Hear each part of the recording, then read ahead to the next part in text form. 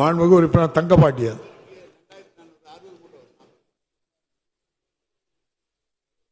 மாண்புமிகு பேரவைத் தலைவர் அவர்களே, ராஜபாளையம் தொகுதி தேவதானத்தில் அமைந்துள்ள அருள்மிகு தவமட்ட நாயகி தெப்ப சீரமைக்கும் பணிக்கு 5,55,00,000 நிதி ஒதுக்கீடு செய்த பணிகள் முடிந்து மாண்புமிகு முதலமைச்சர் அவர்களால் காணொலி காட்சி மூலமாக பயன்பாட்டு கொண்டு வந்த பின்பு 30 ஆண்டுகளுக்கு பிறகு கடந்த வாரம் மாசி மகம் அன்று தெப்ப தேரோட்டம் நடைபெற்றது.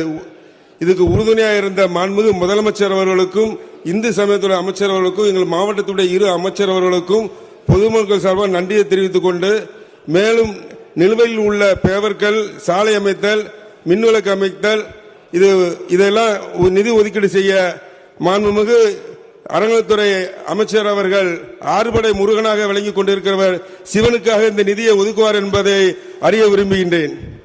மாண்புமிகு அமைச்சர் அவர்கள். மாண்புமிகு பேரவைத் தலைவர்களே, சித்தமெல்லாம் சிவமயம் எனக்கினங்க இந்த ஆட்சி ஏற்பட்ட பிறகு இதுவரையில் 540 சிவன் திருக்கோயில்களுக்கு மாத்திரம் குடமுழுக்கு நடத்தப்பட்டிருக்கின்றது. நம்முடைய உறுப்பினருடைய கோரிக்கையை ஏற்று கூடுதலாக அவர் மேற்கொள்ள வேண்டும் என்ற பணியுடைய பட்டியலை அளித்தார். அதற்கும் ஆவணம் செய்து அந்த பணிகளையும் இந்த ஆண்டு இறுதிக்குள் நிறைவேற்றி தருவோம் என்பதை பேரவையின் தலைவர் வாயிலாக மாண்புமிகு உறுப்பினருக்கு தெரிவித்துக் கொள்கிறேன்.